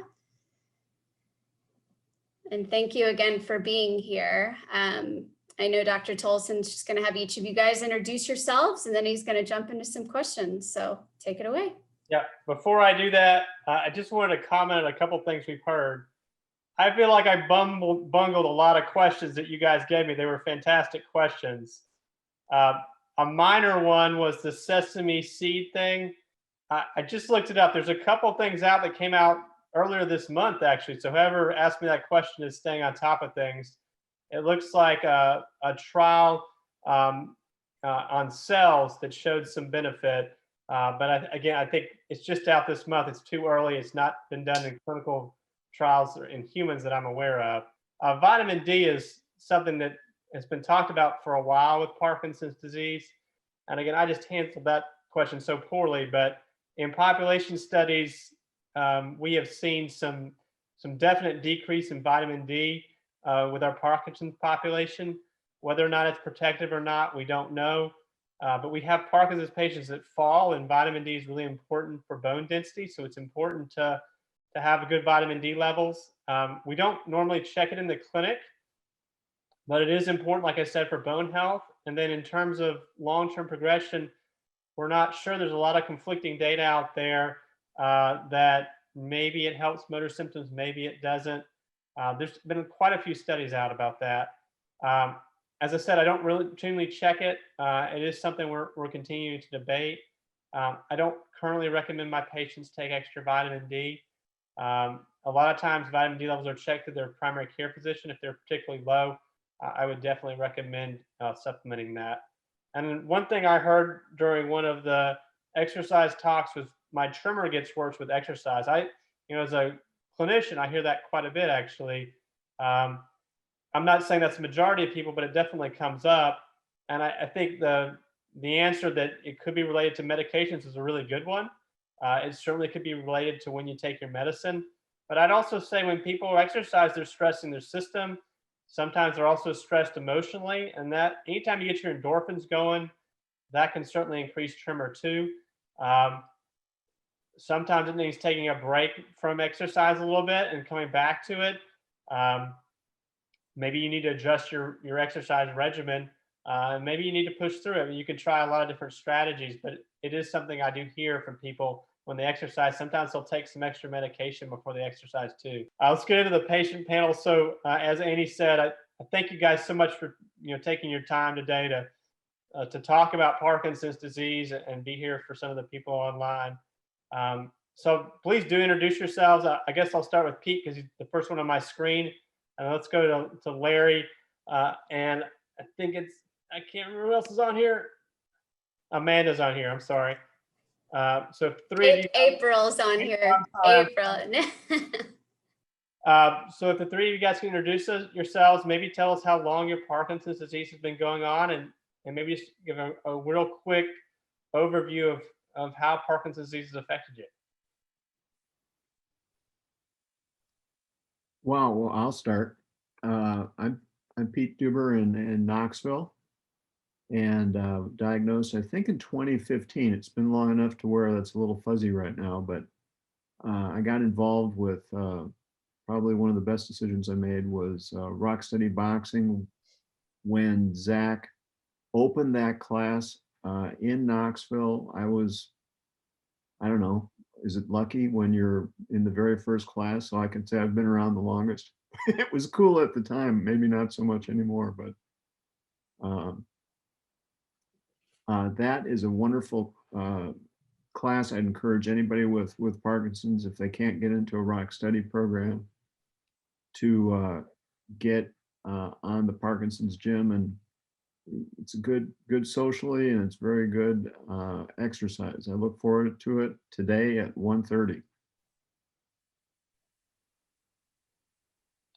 Larry? Yeah, my name's Larry Fry. I was diagnosed March of 2016. And luckily for me, I met Pete about 2 months later and got involved in the Rocksteady Boxing as well. We really missed the in-person boxing. It was because it not only addressed our physical needs, but we got to interact with a lot of people sharing the same difficulties we were sharing, and we had a lot of fun. April, you want to give us your journey? My name's April Langley. I was diagnosed in September of 2017. Currently, I'm not involved with the Rocksteady program, but I'm very interested in it. I do a lot of things on my own to try to help with exercise and stiffness and everything. And all this information today has just been wonderful. I think that's a nice segue. April, maybe you can start, and then we'll talk to the other panelists. As you said, we've had a lot of good information on exercise, and that's been a real thrust of the presentation today, or the presentations. You said you kind of do some things on your own. What kind of things do you do? What's helped? And maybe we can talk to the other guys and get their viewpoints as well. Well, currently what I'm doing is I try to get up every morning. I take my first carbidopa levodopa at 5. So I try to get up and do at least 2 miles every morning on the treadmill around that same time. I do some stretches and exercises when I first get up out of bed to help me get going. And that seems to help. I've also found that, especially since the days are getting prettier, if I take a walk during lunch, that it really helps me finish the day. Because I'm a phone nurse at the doctor that I work for. And so I sit a lot, and I have a timer on my phone that makes me get up and walk every now and then to keep me from getting stiff. Because if I sit all day, it's uncomfortable by the time I leave. And for Valentine's Day, my husband thought I was crazy, but I asked for a speed bag because I was watching some exercises on TV or YouTube about some things, and it was eye-hand coordination. And that has, I'm not by any means fast or good at it, but that has really seemed to help me a lot with the grasp in my hands. It's helped me be able to focus myself to make my fist stay. And that's really helped me a lot. That's great. Anything outside of just movement that you've seen exercise help you with? I sleep better. You know, if something happens and I've not been able to do my typical routine, which I try to do it 7 days a week, but you know, if something happens, I can tell those nights that I don't sleep as well. Now, sleeping well is about a 5-hour span for me, but that's still better than what it used to be. Great. Larry or Pete, what about you guys? I know my journey with Parkinson's begins with my biggest asset, which was my wife. I was in shock and denial, and she jumped in and got online and found Rocksteady Boxing and found support groups, and that got us involved in Rocksteady Boxing, and that has been a life changer for me. Not only physically, but socially as well, because we build a group of friends and acquaintances with similar circumstances. Right now, due to COVID, we're not doing the Rocksteady Boxing at the gym. I'm doing it online with Zach at the Parkinson's gym 3 days a week. And I'm boxing with Zach through the Black Dog Fitness twice a week. So I see Zach more than I see anybody. And then occasionally, my wife and I do yoga together. She was a yoga instructor, so she helps me out there as well. Something else I just started 2 months ago, I found an app that says go from couch potato to running a 5K. And I think the time span was supposed to be in 30 days. I've stretched it a little bit over that, but I'm still doing that aerobically twice a week. One thing I really missed, though, is what we did before COVID as well, was ballroom dancing. I think ballroom dancing has a lot of benefits that you don't see on the surface, because in addition to balance and exercise, the lead has to judge from the beat of the music, the timing. I have to then decide what steps I'm going to make. Then I have to learn how to communicate that to my dance partner. So you get some mind exercise, you get balance, you get some aerobics, and you get some appreciation from your spouse. There is research out there about dancing. I think dancing's great, and there are dancing programs around Knoxville. So that sounds wonderful. What about you, Pete? Anything You know, something that we haven't talked about yet this morning is the area of research. And you mentioned the SURE PD 3 clinical trial with inosine. I was a part of that in Nashville. Matter of fact, I put it out on to our boxing group, and Larry actually rode shotgun with me over to Nashville. Kind of got me started down that road. But, you know, I had some bad preconceptions. I thought, well, you know, I'm signing up for some, who knows what they'll be testing, and some glow in the dark drug or something like that. But all those preconceptions have been shattered. I've been very impressed with it, and have gone on to try to stay in touch on the research side, and have gotten the privilege of participating in some positive things. The SURE PD program has an app, home PD, kind of a continuation. And I have a movement disorder specialist on video on a Zoom call every year, checks in with me to see how I'm doing, and what part of Parkinson's in my life has been affected. And there's a couple new ones that I'm looking into now. And of course, Michael J. Fox Trial Finder on the web is a great place to start. If you're interested in something like that, if other folks are out there interested in that path, I'd encourage them. It's been very positive for me. So Pete, I think that's a nice segue into a different topic. So, you know, social interaction was mentioned by Larry with his exercise. You're talking about, you know, research is, you know, all those I think are really important aspects of kind of fighting your disease. April, do you have anything outside of exercise that you thought has been beneficial to keep you engaged and kind of part of the Parkinson's community, and making you feel like you're fighting a little bit? Well, I do. There's a lot of different things on Facebook that you can follow, a lot of different organizations that you can follow. I do read all the articles and things like that, and I, you know, send back questions and things. I wished I had more time to be more involved in a group, but with still working, that kind of limits my time. But I try to do anything that comes out in an article. I try to read to see what, you know, might be beneficial. One of the things that I learned was meditation was good. And so that's something else that I've incorporated is, you know, trying to do meditation every day to try to help with that. That kind of clears my mind and gets me not to be so concentrated on what's going on in my body. I think that's great. I think support groups are wonderful. I highly encourage them. We have a listing of them. I think staying up to date on new research, you know, one of those questions on sesame seeds, like I said, I wasn't aware of it. So it's always nice to have patients kind of sharpening you a little bit, kind of iron sharpens iron, right? So that's great. Larry, I kind of want to ask a similar question. You know, both Pete and April have been talking about staying engaged, support groups, and how have those helped you, and how have you utilized them with your own journey? Well, the support group in Oak Ridge is the one we're most familiar with, and we've been quite active in that from the very beginning. And my wife is very involved in that as well. She had led a couple of fundraising drives, kept us active, and made a lot of money for Parkinson's research. But in addition to that, we're starting to meet with people on a limited basis, two to four couples maybe, and go to outside restaurants, terraces. We can have some interaction, but you're not right up in each other's face and not surrounded by a multitude of people. Okay. I'm looking at the time. I could talk to you guys all day. I just want to be respectful of the people on here. I guess going back to Pete, and then I have each of you guys answer.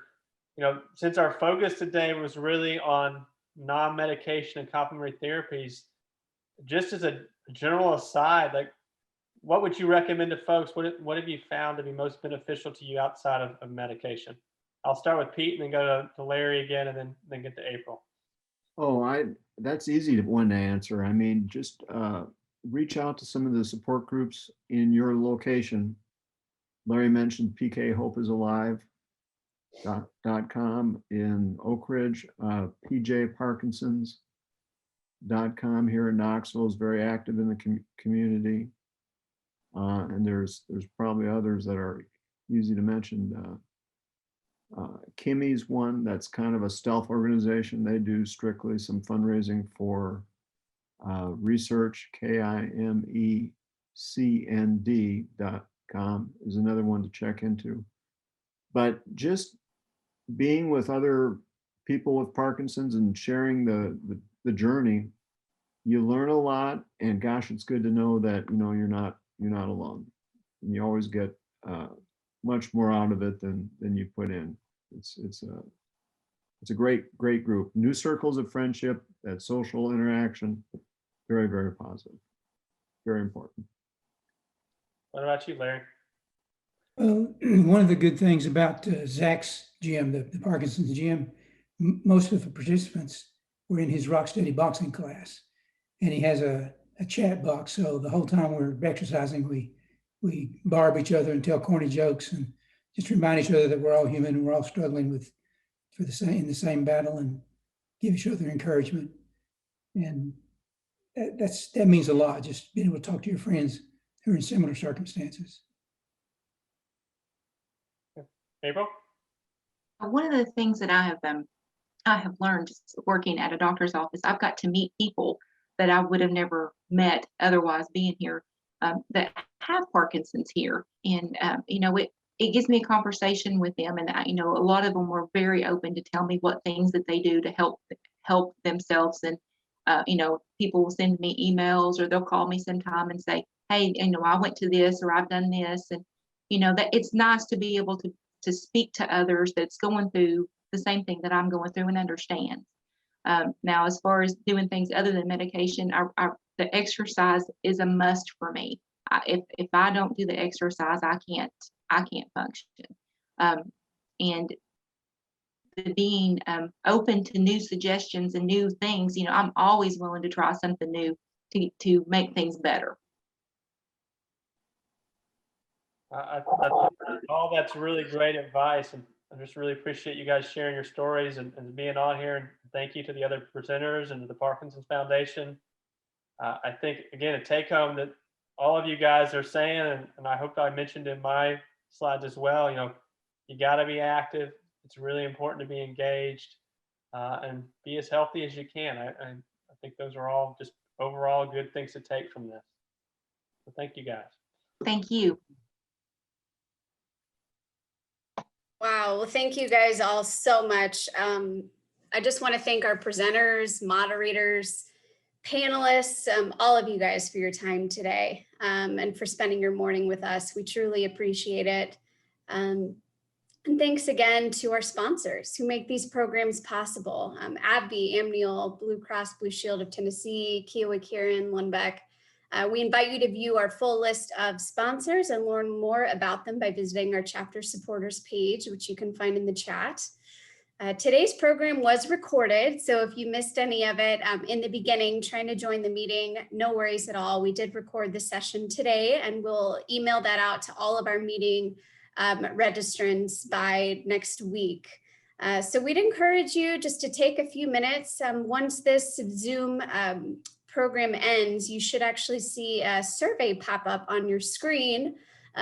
We would encourage you to fill out that survey, just very brief, so that we know how to improve these programs moving forward. And we want to hear from you. What do you want to know more about? What should the next program entail? So definitely try to complete that evaluation.